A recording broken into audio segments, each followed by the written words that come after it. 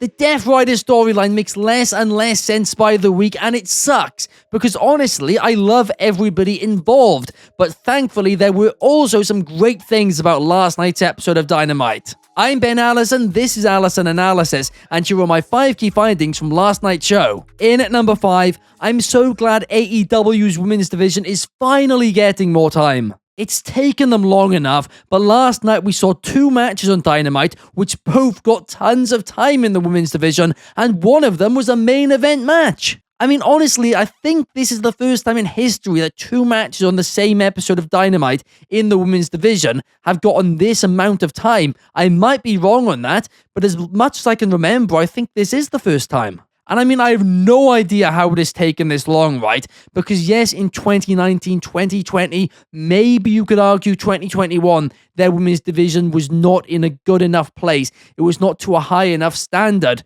But since then, it's been fantastic. I mean, the division right now is literally stacked from top to bottom, and I'll name just a few of the names which appeared on this episode. We had Megan Bayne, Chris Statlander, Mercedes Moné, Billy Starks, and Willow. And the people who didn't appear on this episode, I mean, there's an entire really long list of those. I mean, we've got Hikaru Shida, Mariah May, Britt Baker, Anna Jay, Jamie Hayter, Deonna Purrazzo, Harley Cameron, Julia Hart, Sky Blue, Ty Conti, Thunder Rosa, and a hell of a lot more. So we should be having 2 women's matches every single week on Dynamite. There should be no excuse for it because the division is that stacked. And I don't care if there's like way more men than women on the roster, right? I've seen some people try and argue that. That's an issue as to why they're signing so many men, if anything, right? But this women's division deserves at least 2 matches a week. They've got enough talent there to do so. In at number 4, Megan Bayne reminds me of a young Brock Lesnar. She's coming to AEW with the next big thing type vibes, right? And that's what I mean by this comparison. She came in relatively unknown and she established herself out of the gate. And she already, just a couple of months into her progress, feels like a huge deal. She's looked fantastic in every match she has been in.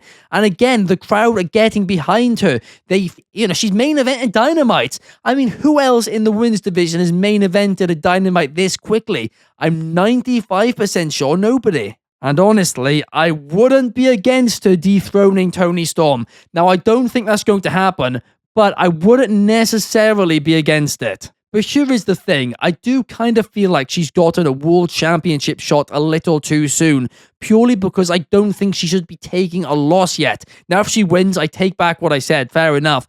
But if she does lose, I'm just not entirely sure this was necessary. I would have preferred a longer one-on-one feud between her and Statlander, because last night they had phenomenal chemistry between the ropes, and I want to see more between them. And I'm about to make a big statement, but hell, I'm going to make it, right? I think there's a good chance that in 18 months, if built right, Megan Bayne could be the face of All Elite Wrestling. And I know that's a big claim, right? But I think she's got that much potential. She could be a huge star, a potential future mainstream star. And listen, I hope they signed her to a long-term deal. I really do. Because if I was WWE right now, I'd be making all the calls trying to find out when her contract is up and how long she has signed for.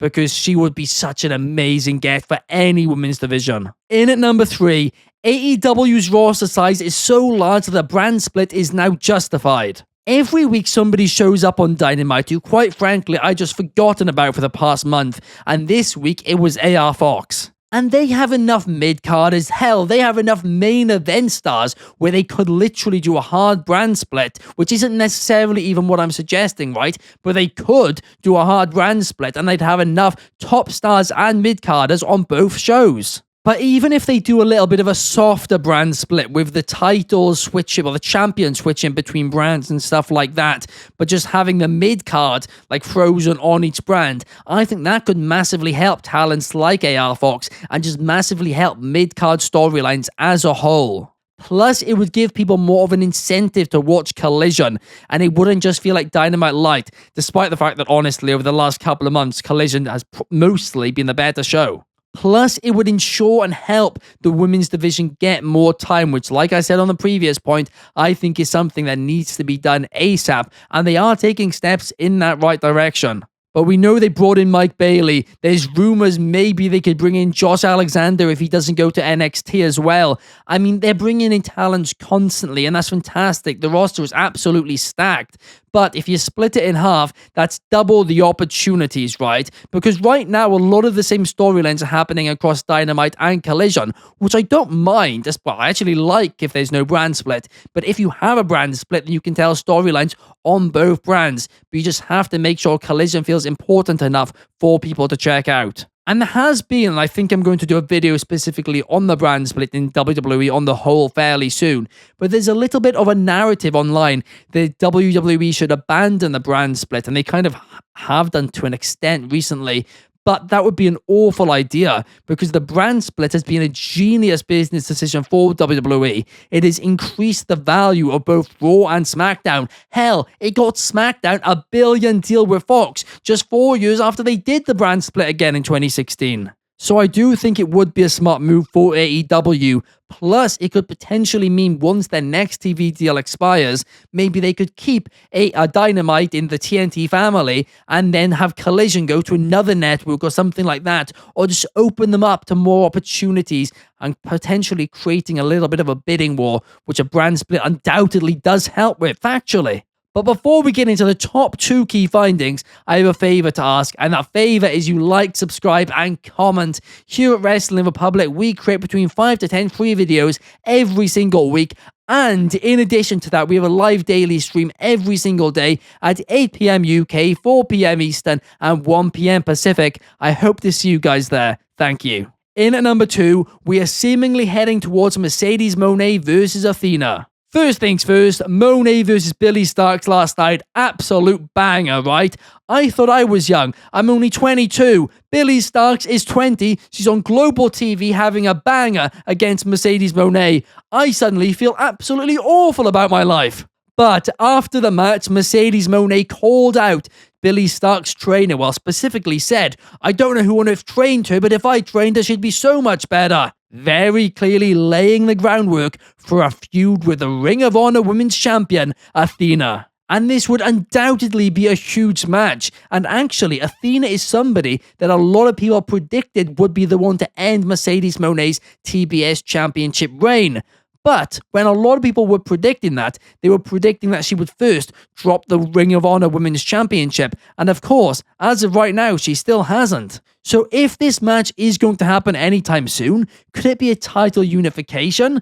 I mean, I really hope not. Or maybe is it another way to put another belt on Moné? Again, I'm a huge Mercedes Moné fan, but I really hope not. At the end of the day, Athena has been absolutely killing it on Ring of Honor TV, across Ring of Honor pay-per-views, all of that stuff for the past couple of years now, but not that many people are seeing it, or I should say more people deserve to be seeing what she is doing, right? So a call up to the main AEW roster is quite frankly long overdue. And in at number 1, the Death Rider storyline makes less sense by the week. First things first, I respect Jon Moxley for traveling and driving 11 hours yesterday to get to Dynamite and doing all of that to just have a spike in his back. That spot was absolutely brutal, but hey, I really respect his dedication to his craft. Secondly, Moxley versus Cope last night was better than the Revolution match in my opinion. But thirdly, and most importantly, why did it take a couple of minutes for somebody to come out and help Cope after he was being attacked by the Death Riders? I mean, it was dead obvious they were going to come out. Less than 2 months ago, we had the entire, half the AEW roster outside the Dynamite venue waiting for the Death Riders to arrive and to attack them, and they were hunting them down and all of that. And all of that has seemingly been forgotten, and I don't understand why. And I understand there were some travel issues last night, and I know people are going to say that, but that's not a good enough excuse, because Orange Cassidy was the one who had the biggest issue with Jon Moxley, and he was on the card. This story makes no sense, and it is a really difficult one to book, right? Because if you did have the entirety of the roster going after the Death Riders every single week, well, one, this storyline would have been a lot shorter, it would have been over by now, but secondly, the Death Riders would feel like the babyfaces because it was everybody versus them. So that's why from week one, this storyline was broken. And quite frankly, it's become more and more of a disaster. And I like everybody involved. Like I said earlier, I really respect Jon Moxley. He cares so much about pro wrestling, so much about this story, so much about the company. But it's not working. And I didn't think anything was going to be worse than the MJF and Adam Cole storyline, the way it ended up, right? But this is going to get close. Hell, this might actually be worse the more I think about it. But overall, I really did enjoy last night's episode of AEW Dynamite, right?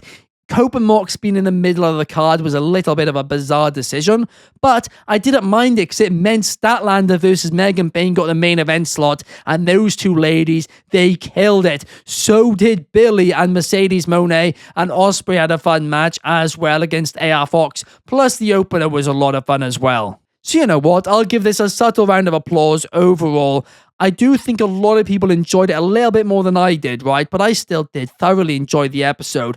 Just this Death Rider storyline is putting a little bit of a dark cloud over AEW recently. And while a lot of people had issues with it at the start, for me personally, I gave it a chance. But I'm getting more and more issues with it now by the week as it goes on. But what did you guys think? Am I overreacting? Let me know your thoughts in the comments down below. Thank you so much for watching, and I will see you guys in the next one.